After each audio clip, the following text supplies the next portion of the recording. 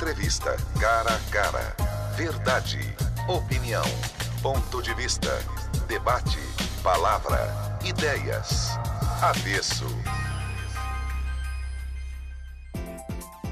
Boa noite, senhora. Boa noite, senhor. Terça-feira, TV Guará, Avesso. Hoje nós vamos conversar com o secretário de Projetos Especiais da Prefeitura de São Luís, doutor mesmo, Augusto Marques. Boa noite, doutor. Boa noite, América Azevedo. Quero inicialmente cumprimentar você, aos telespectadores do seu programa e parabenizá-lo, pelo Avesso, que é sem dúvida um marco diferencial no jornalismo maranhense. Obrigado, doutor. Doutor, o que é um projeto especial? Essa é uma excelente pergunta. A princípio, especial é tudo aquilo que não é ordinário, que não é comum. Mas no universo de muitas carências, a gente acaba percebendo que muitas coisas são especiais, sobretudo porque nós temos um universo de população pobre grande, uma complexidade ambiental enorme e, em alguns casos, nós temos as duas coisas juntas. Áreas de riscos, áreas inundáveis, ocupadas por população carente, e aí nós temos uma duplicidade de complexidades ou de situações especiais. Posso acrescentar alguma coisa? É uma constante indiferença do poder público pelo equilíbrio ecológico da ilha. Concorda? Essa é uma verdade. Nós temos uma ilha repleta de cursos d'água, com uma influência muito grande de marés. Esses cursos d'água, para quem é da nossa geração ou para quem é um pouco mais velho, representava um imenso potencial para várias frentes. E hoje a cidade cresceu, não só São Luís, mas todas as outras da ilha. E as ocupações se direcionaram praticamente para cima desses corpos d'água. E aí a Bacia do Anil e a Bacia do Bacanga, que são as duas mais significativas, e imensos outros riachos e garapés que compõem essas bacias, elas estão comprometidas. Eu acho que um desafio para a ilha de São Luís é começar a pensar na revitalização, na recuperação ambiental dessas duas bacias. Isso envolve uma complexidade de ações. E custo altíssimo. De custos altíssimos. Então, isso é algo que tem que ser pensado paulatinamente e integrando os universos de poderes da União, do Estado e do município. Jamais venceremos isso olhando apenas através da municipalidade ou do governo do Estado. Agora, isso é vital, na minha visão, para a revitalização de toda a ilha. Secretário, o senhor não acha que os governos estadual, municipal, deveriam ter uma preocupação maior com essa vida natural da ilha, que me parece que é posta sempre de lado? Desmata-se com muita facilidade na ilha. Nós temos aí uma tradição de realização quantitativa de ações. Sem se preocupar com a qualidade delas? A meu ver, esse é um fato que marcou fortemente as tradições públicas e governamentais de longo tempo. Os resultados são visíveis. Isso não é algo que aconteceu apenas em São Luís, isso acontece em várias cidades do Brasil, várias cidades também fora do Brasil. E é evidente que ou toma-se providências ou as reações irão dominar fortemente a nossa realidade com esses problemas que nós vimos aí, né? Ocupações em áreas de risco, ocupações em áreas inundáveis, e aí nós temos uma situação, não é, delicada, nós temos uma realidade com muita instabilidade, muitos terrenos instáveis por conta da nossa natureza e vulneráveis a uma série de situações. Então, a compactação, a consolidação de ocupações, você vai empurrando o terreno fluido para outras situações. E aí, quando há um momento mais delicado, com mais chuva ou com mais vento, você começa a ver as questões se agravarem.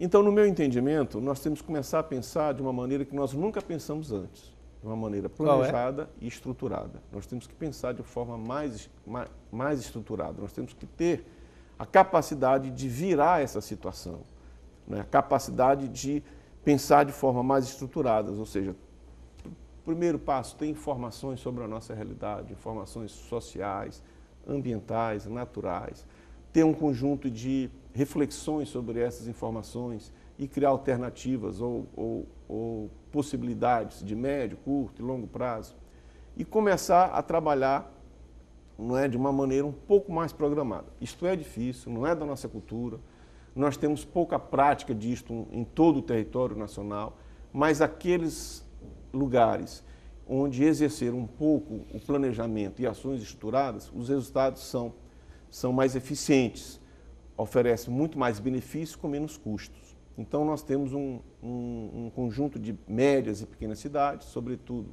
parte de Goiás, parte de São Paulo, parte do Paraná, em que hoje a sociedade tem benefícios maiores com custos menores. Isso requer uma ação disciplinadora muito grande da nossa sociedade. A sua secretaria tem, me parece, duas questões sérias a ultrapassar. Primeiro, que o seu projeto ele é um projeto que ele abrange não só a sua secretaria, mas você vai ter que fazer convergir para essa ideia várias outras secretarias do município. Segundo, o povo de São Luís é naturalmente indisciplinado, é deseducado para essa função. Como é que o senhor pensa em resolver essas duas questões? Bom, esse é o X da questão, não só da Secretaria de Projetos Especiais, mas de várias secretarias do município e também do Estado. Nós temos essa realidade a enfrentar. Nós queremos ter uma disciplina nórdica, nós não vamos atingir isto aqui, ou uma disciplina oriental. Não é? Agora, o fato é que nós temos que aprender com outras experiências. Nós podemos olhar, por exemplo, algumas experiências do Extremo Oriente, em que há menos de 50 anos eles estavam em guerra. Ou seja, a situação de caos absoluto era muito superior à nossa. Sobretudo, o caos social, o caos da insegurança social. Então, houve um esforço de superação enorme. Não é da nossa natureza, mas nós temos que, a primeira coisa, plantar sementes na cultura de que, sem o mínimo de disciplina, não há resultado.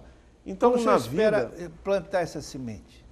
Campanha? Bom, eu acho as campanhas, digamos assim, as campanhas rápidas ou as campanhas de modismo, de capacitação, elas são interessantes, mas elas não fazem ações estruturais, elas não mudam. Levar essa ideia para as escolas? Eu acho que nós temos que começar a mudar lá na base, nós temos que começar a criar uma ação disciplinadora.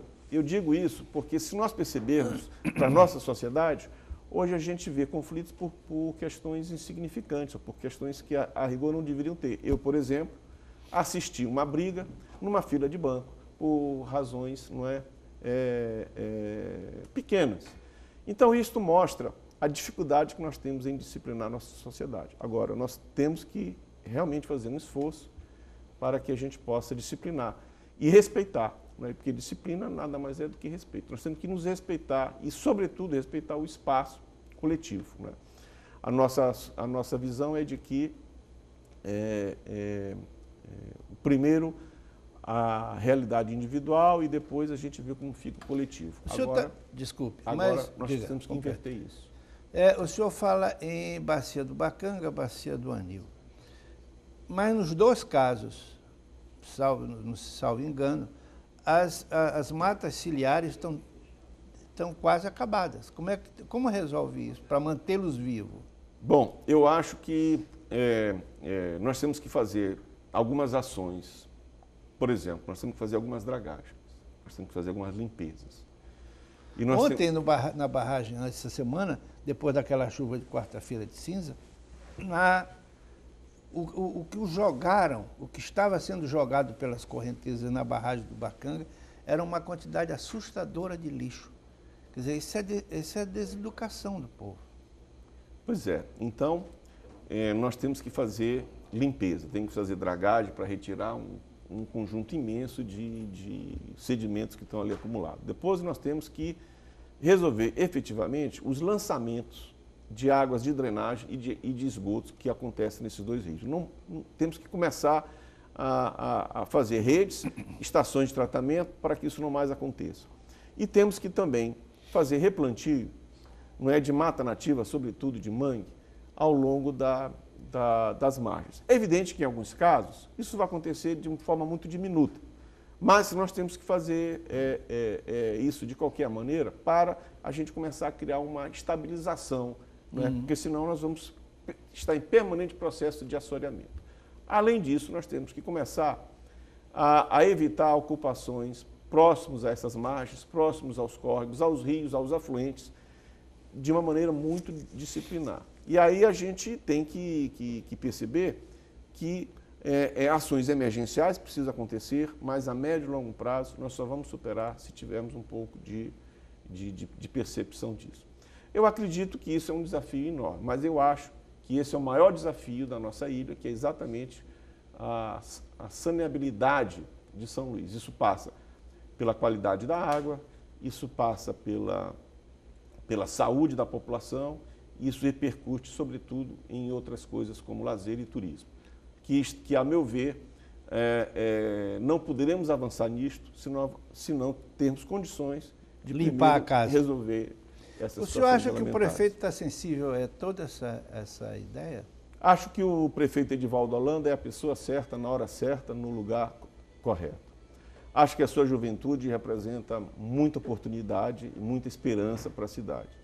Eu estou sensivelmente entusiasmado com a presença do Edivaldo Holanda no cenário político da nossa cidade, e ele tem, não é, uma credibilidade enorme junto à nossa população.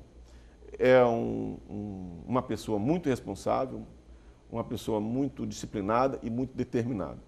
Eu acho que nós teremos aí um futuro muito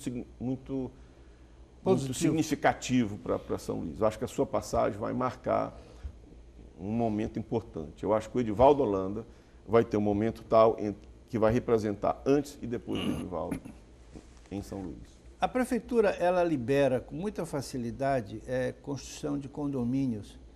Me parece, aí é uma opinião de um jornalista que está olhando a coisa de fora para dentro. Mas me parece que nesses projetos não estão postos a solução de dejetos que esses condomínios produzem. Geralmente olham para o rio mais próximo. O senhor não acha que a prefeitura deveria ter um cuidado maior com isso? O senhor responde no próximo bloco.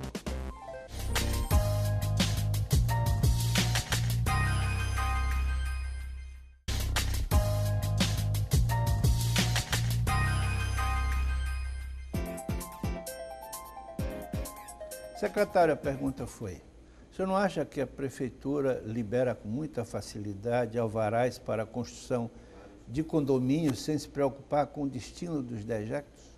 Muito boa pergunta. Veja, São Luís até 20 anos atrás tinha uma relação de administração pública relativamente simples. Passado esse tempo, nós agora temos uma certa complexidade. Existem muitas autoridades, muitos órgãos da União, do Estado e do município, e hoje a realidade é mais complexa porque a cidade cresceu e também porque institucionalmente nós temos mais envolvidos na intervenção do espaço. Eu defendo que sejam criadas comissões integradas entre União, Estado e município para liberação e licenciamento de ocupações, de obras, de projetos e de construções. Então eu acredito que a gente precisa ter comissões em torno do centro histórico, comissões em torno de discussões a respeito do saneamento, do sistema viário e do transporte, porque não dá para ter apenas um único organismo autorizando ou licenciando a cidade. E não dá para os organismos licenciarem de forma isolada, de forma estanque. Não, você faz a sua apreciação, eu faço a minha e cada um diz o que pensa de forma isolada. Acho que isto não é conveniente. Eu acredito que nós precisamos aproximar os pedaços para criar uma relação de gestão pública compartilhada. Então, eu acredito que nós devemos criar determinados tipos de situações onde todos possam conversar e discutir. Porque na discussão sempre é levado em conta a situação propriamente dita do projeto em questão, mas comparado ao entorno, não é? Ou ao contexto em que ele está inserido. Então, esta é a minha visão. Eu acredito que fica muito difícil cada órgão ficar, não é, voltado para si. Nós temos que mudar essa realidade. E uma das visões que a gente precisa ter é que a cidade precisa olhar com mais clareza para as suas vocações principais. As questões ambientais é uma delas, as questões históricas e culturais é outra, e as vocações econômicas, que esse é um assunto importantíssimo, da qual os gestores municipais precisam estar atentos, porque nele é que nós geramos as rendas, os trabalhos e oportunidades para bancar a conta que no final do mês ela chega, no final do ano, e a cada década ela vai crescendo. O senhor fala em isolamento dos órgãos, distanciamento dos gestores. Em São Luís acontece um fato interessante. Se constrói uma avenida, se faz uma avenida, e não se preocupa com o esgoto dessa avenida. Toda a água de chuva simples, ela corre por cima da avenida, não tem asfalto que aguente. O senhor não acha que esse planejamento deveria ser muito mais cuidadoso por onde essa água escorre, por onde essa rua, essa avenida soluciona seus problemas? Você não acha que isso deveria ser visto? Não constrói asfalto, constrói asfalto. Américo, a partir dos anos 70, São Luís se espalhou. O que hoje nós chamamos de avenida era estrada. Uhum. Nós tínhamos aí várias ocupações. Praticamente essas ocupações, elas tinham uma cara mais rural do que urbana. Casas, sítios no meio do nada, e resolviam a sua drenagem colocando água para o lado. Uhum. Agora a cidade cresce, como você mesmo sabe, o lado desaparece. E aí o que acontece? A água que eu jogo para o lado confunde-se com a água do meu vizinho, com a água da estrada, e assim nós temos um piscinão de águas servidas, e muitas vezes esse piscinão se mistura com águas de esgoto. O fato é que nós não podemos mais ter soluções de uma realidade que não existe mais. Hoje a realidade ela é complexa, porque o espaço está quase que permanentemente em processo de desenvolvimento, os vazios estão diminuindo e as alternativas para essas águas se acumularem, elas estão desaparecendo. Então as pequenas soluções, elas hoje não têm mais espaço. Precisamos sim fazer soluções estruturantes, de drenagem, de esgoto, e precisamos sim compatibilizar, né, diversos aspectos, o viário com o aspecto de saneamento, etc. Não dá para ficar olhando apenas o seu ponto de vista ou a sua situação. Então, é uma realidade em que o planejamento precisa juntar tudo. Eu digo sempre que o planejamento urbano é como montar uma coxa de retalhos. Então, o planejador, ele na realidade é um costureiro. Ele tem que juntar vários pedaços e fazer daqueles pedaços dispersos uma coxa, uma peça com unidade. Então, esse é o desafio do setor de planejamento da cidade de São Luís. Juntar os pedaços para que esses pedaços, rede de esgoto, sistema viário, rede de comunicação, os equipamentos residenciais, os comerciais. E num espaço aí pequeno, por exemplo, em torno de um shopping, entre o Renascença e o Jaracati, você tem tudo isso. Então, se o planejador não juntar esses retalhos e montar uma coxa, nós vamos ter sempre um retalho brigando com o outro e aí nós não vamos ter solução, nós vamos ter um amontoado de problemas superpostos. É muito comum em São Luís, depois da avenida pronta, ela ser semi-destruída para enterrar o cano de esgoto, cobre de asfalto. Daí, há uns meses, destrói de novo para botar fio de cano de abastecimento d'água. Então, isso é falta de planejamento, não é, secretário? É falta de planejamento e ainda o que antecede ao planejamento, informação. Porque não há planejamento que avance sem ter informação. Que vai mexer. Então, nós temos esse problema, porque se nós formos ver os organismos que envolvem e que intervêm na cidade, eles possuem informações frágeis sobre a sua realidade. E não conhecem a realidade do outro. Então, veja bem, se nós pegarmos qualquer organismo que intervém na cidade, o que nós vamos ver? Que esse organismo não detém todo o conjunto de dados sobre a sua realidade. Um fato concreto. Foi inaugurada agora uma avenida, não sei se é a Expressa Quarto Centenário. Bonita, linda. Se supõe, na hora que cria uma avenida, de que esses espaços laterais serão ocupados por casas, por comércio, por residência, enfim. Mas será que existe uma drenagem ali embaixo? Será que existe cano de esgoto? Será que existe ali tubulação para fornecimento de água para essa população que irá ocupar esse espaço? Será que existe? Se não existe, vai ter que cavar para fazer de novo? Isso não será falta de planejamento? Com certeza. Esse é uma questão que nós achamos que não dá mais para cada organismo planejar isoladamente o seu ponto de vista. Então, plano de saneamento, plano viário, plano de expansão urbana, plano de desenvolvimento econômico, eles não podem ser dispersos. Fala-se muito em crescer, ocupar e tal, e esquece que nós precisamos saber qual é a densidade que a cidade suporta, ou aquele espaço suporta. Qual é a quantidade de pessoas por espaço que nós temos capacidade de suportar. Isso leva em conta várias questões. Por exemplo, o poder aquisitivo da população em ter automóveis, por exemplo, isso tem que ser levado em conta. O tipo de solo, o tipo de realidade geográfica que nós temos, ou seja, qual é a capacidade de águas permeáveis, impermeáveis e que vai acontecer ali naquela situação.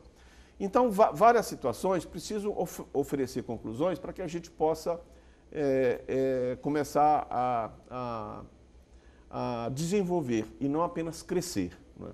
Então, eu acredito que o que está em jogo é a sustentabilidade de São Luís, ou seja, a capacidade de compatibilizar crescimento econômico, preservação ambiental e melhoria na qualidade social. Esses três aspectos, eles acabam estando permeáveis por vários segmentos do poder público, da área de infraestrutura, da área de desenvolvimento econômico, da área de incrementos sociais. Isso envolve vários órgãos do Estado e do município. O fato é que hoje nós temos muita complexidade institucional, né? E a dificuldade maior, a meu ver, é juntar esses pedaços. Não seria isso um projeto especialíssimo? Juntar todos esses projetos? Acho que isso é mais do que um projeto de um organismo. Isso é um projeto de uma gestão do prefeito. Política, exatamente. O prefeito tem essa visão global? Como eu disse, o prefeito ele vai representar um marco na cidade de São Luís. Ele vai representar um antes e um depois. Nós estamos aí há pouquíssimo tempo e estamos com muita determinação para superar os desafios e os problemas. Nós estamos aí numa situação de apagar incêndio, não é? Mas eu acho que nós temos que trabalhar nas duas frentes, na situação conjuntural e na situação estrutural. A situação estrutural sempre nos desanima, porque nos dá uma visão de longo prazo, de amanhã, enquanto que o hoje está pegando fogo. E parece que o último prefeito que pensou dessa forma foi Haroldo Olímpio Lisboa Tavares. Com certeza.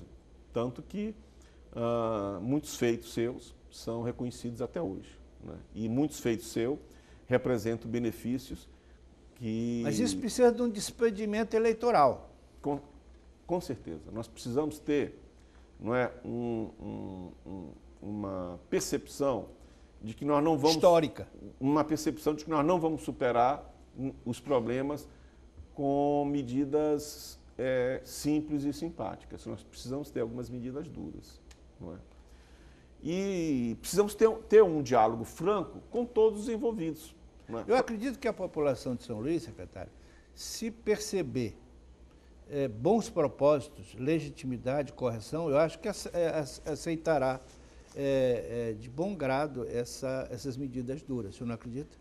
Eu acredito exatamente como você. Eu vejo que toda vez que o poder público age, cumpre o seu papel, a população apoia e fica do lado. Isso. Essa é a visão. Eu, como cidadão, sempre me manifesto positivamente nas ações que resultam em benefício para a grande população. Não pode haver dúvida.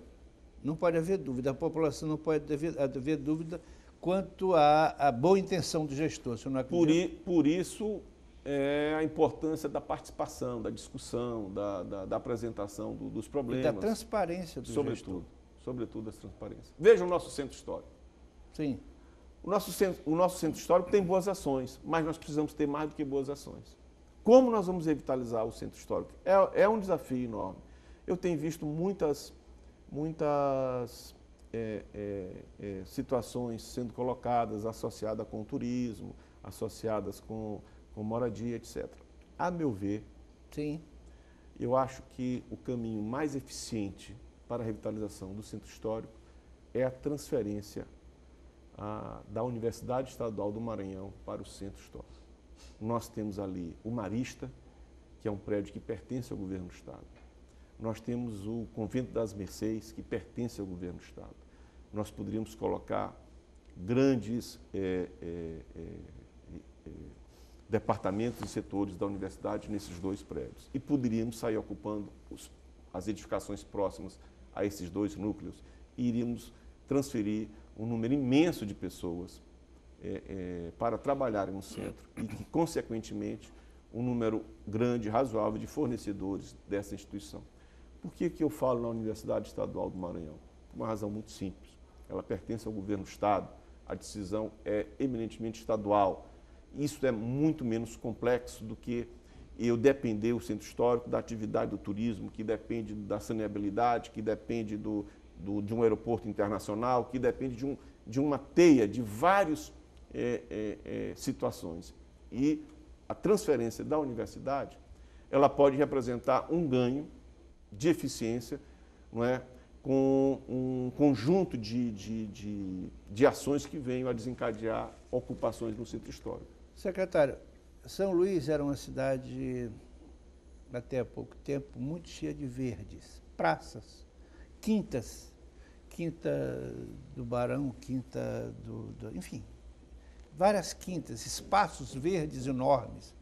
Você não acha que a atual prefeitura, atual prefeito, essa equipe do prefeito, deveria se preocupar muito com a revitalização das áreas verdes de São Luís, com as praças? Nós não temos mais praças. Você não acha isso? Responde no próximo bloco.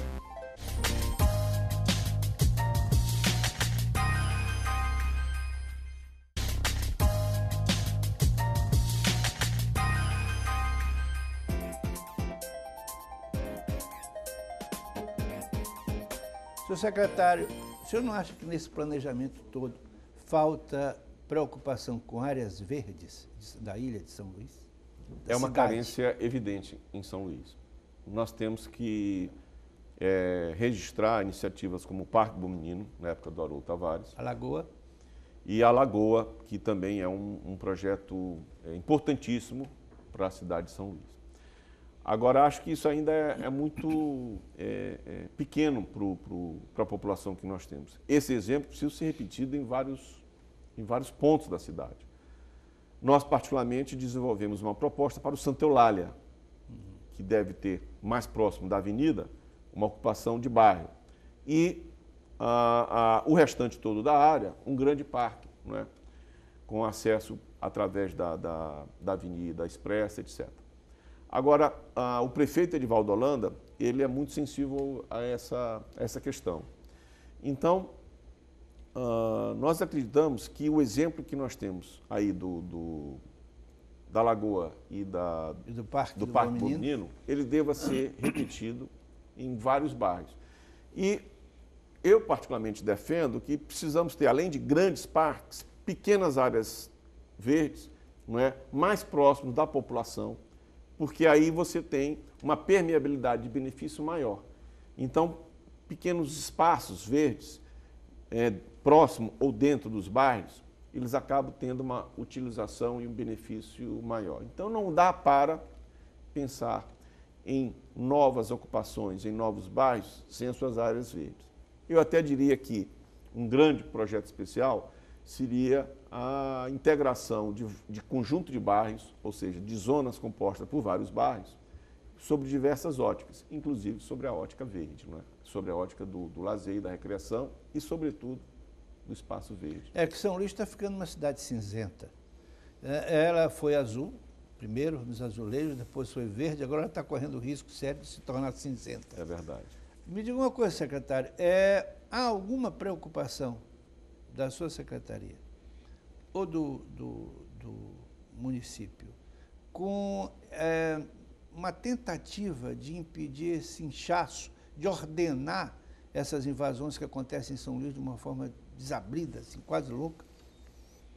Essa é uma questão difícil de se enfrentar. Essa é uma realidade muito difícil. Aí, eu pessoalmente louvo uma grande iniciativa que houve, que é o Minha Casa Minha Vida, ou que é o PAC Habitacional, ou que são essas iniciativas feitas pelo governo federal de geração de moradia. Eu acho que é um desafio nacional você criar moradia digna.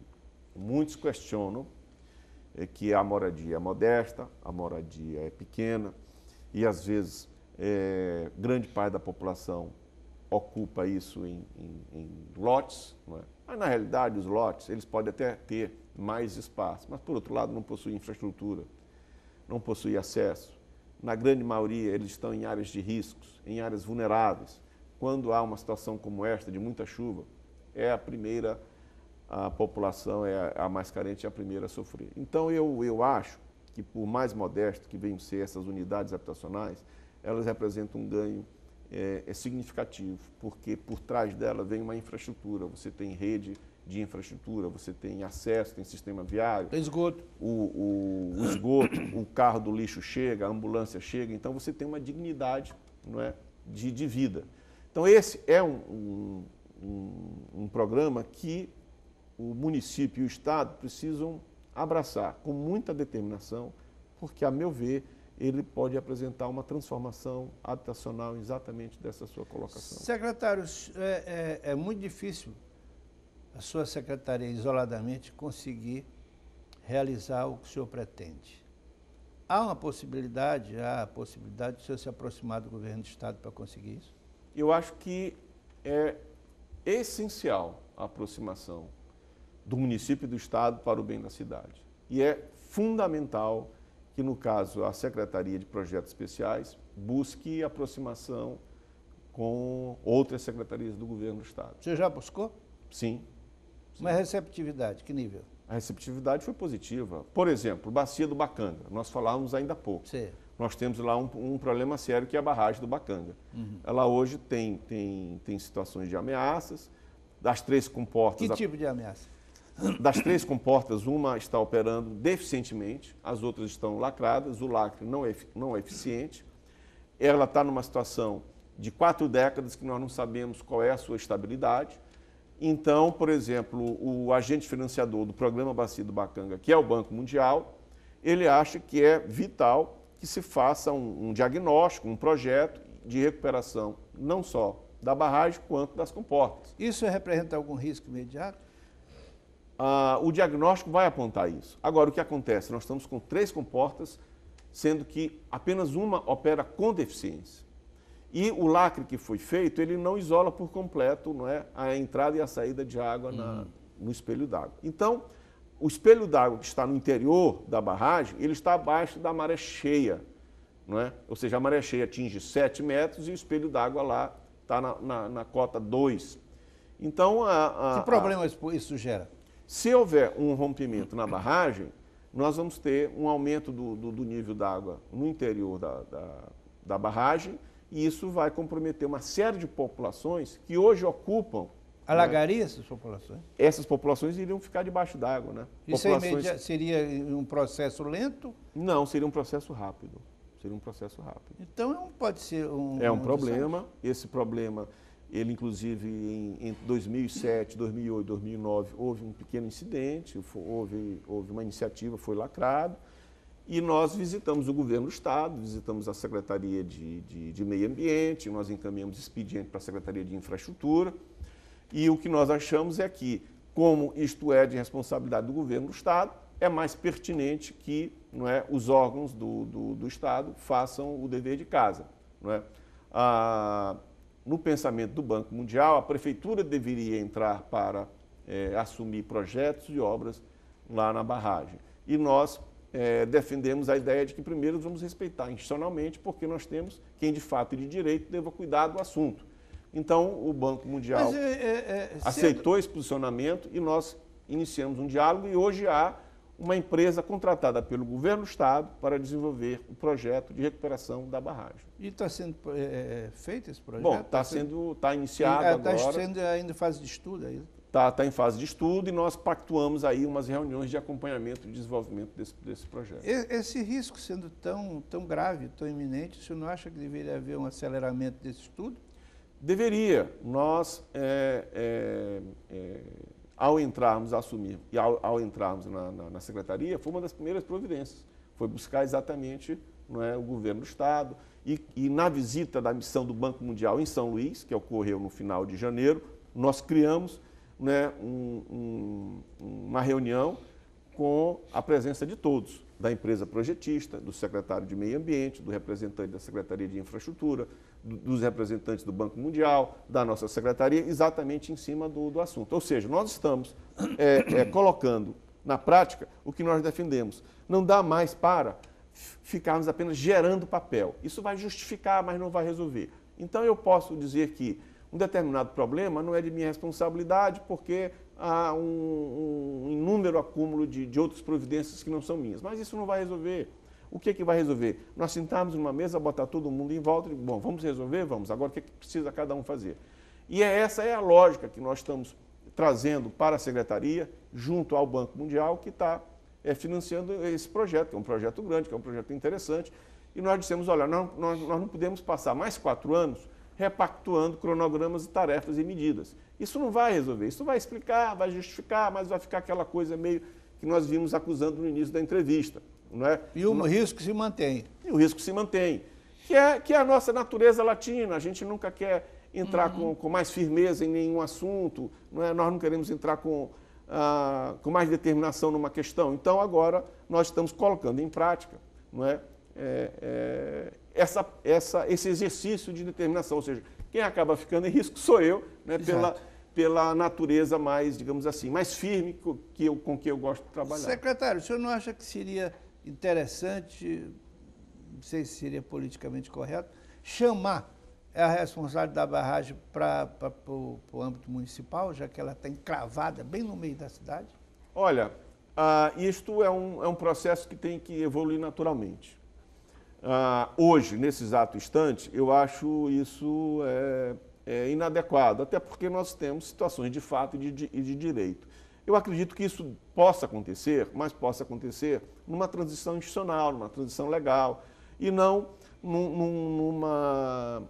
numa ação que venha resultar de litígios, ou brigas, ou de conflitos. Sim, claro, não é? Isso não vai resolver. Isso. E é exatamente esse posicionamento que eu defendi junto ao banco. Olha, eu não posso agir da maneira assim. Se o governo do Estado não fizer o que tem que ser feito, nós vamos lá e vamos agir. Não quero entrar por esse caminho. Eu quero primeiro esgotar o caminho, não é, do bom senso. Qual é o caminho do bom senso? Olha, lá temos um problema, vamos resolver. Vários estão envolvidos nesse problema, várias instituições e organismos precisam fazer a sua parte. Nós falamos há pouco da Lagoa. Aquele projeto da Lagoa, independente de corrente política que você seja, você tem que elogiar o projeto.